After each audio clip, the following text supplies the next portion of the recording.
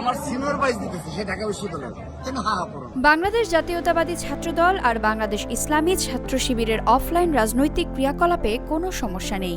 যা কিছু বিরোধ তা শুধু অনলাইনেই। ৫ আগস্ট মঙ্গলবার ঢাকার মানিক মিয়া এভিনিউতে জুলাই ঘোষণাপত্র পাঠের অনুষ্ঠানে উপস্থিত দুই ছাত্র সংগঠনের শীর্ষ নেতাদের হৃদ্যতাপূর্ণ কথোপকথন থেকে এমনটাই জানা গেল।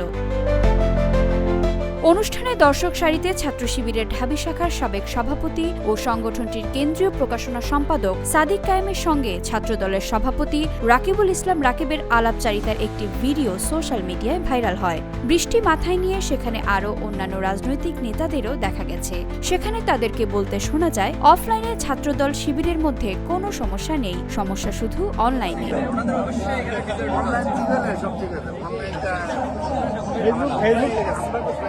আলোচনায় ছাত্রদল সভাপতি হাসি মুখে অনুযোগ করেন, সামাজিক যোগাযোগ মাধ্যমে একই পোস্ট তিনি দিলে সেখানে হাহা রিয়েকশনের বন্যা বয়ে যায়। অথচ একই পোস্ট তার সংগঠনেরই অন্য নেতাকর্মীরা শেয়ার করলে সেখানে একই রকম প্রতিক্রিয়া দেখানো হয় না। এভাবে তাকে অনলাইনে উদ্দেশ্যমূলকভাবে লক্ষ্যবস্তু করার বিষয়টি হাসি মুখেই সাদিক কায়েম সহ অন্যান্য নেতাকর্মীদের সামনে তুলে ধরেন রাকিবুল ইসলাম রাকিব।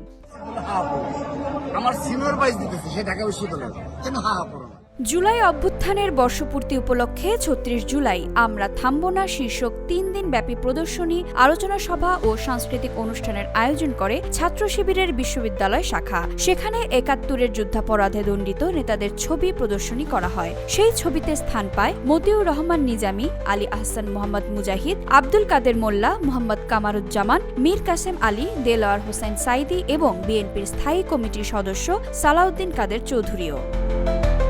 টিএসসিতে দণ্ডিত যুদ্ধাপরাধীদের ছবি নিয়ে এমন প্রদর্শনীর প্রতিক্রিয়ায় নিন্দার ঝড় তোলে ছাত্রদল। সেই রাতেই এক সংবাদ বিজ্ঞপ্তিতে দলটি বলে, ইসলামী ছাত্র শিবিরের প্রদর্শনীতে তাদের সংগঠনের কিছু স্বীকৃত গণহত্যাকারী রাজাকারের ছবির পাশাপাশি শাহবাগ আন্দোলনের নামে আওয়ামী ফ্যাসিবাদের দোসরদের সৃষ্ট মব জাস্টিস এবং স্বৈরাচারী শেখ হাসিনার ব্যক্তিগত রোষানলের শিকার সাবেক সংসদ সদস্য মরহুম সালাউদ্দিন কাদের চৌধুরীর ছবি প্রদর্শন করেছে। বাংলাদেশ জাতীয়তাবাদী ছাত্রদল ঢাকা বিশ্ববিদ্যালয়ের এমন ধৃষ্টতাপূর্ণ আচরণের তীব্র নিন্দা জানাচ্ছে। বিজ্ঞপ্তিতে আরও বলা হয়, ইসলামী ছাত্র শিবিরের ২৪-এর গণ অভ্যুত্থানকে ৭১-এর মহান মুক্তিযুদ্ধের মুখোমুখি দাঁড় করানোর লক্ষ্যে এই ধরনের জঘন্য অপচেষ্টা চালাচ্ছে।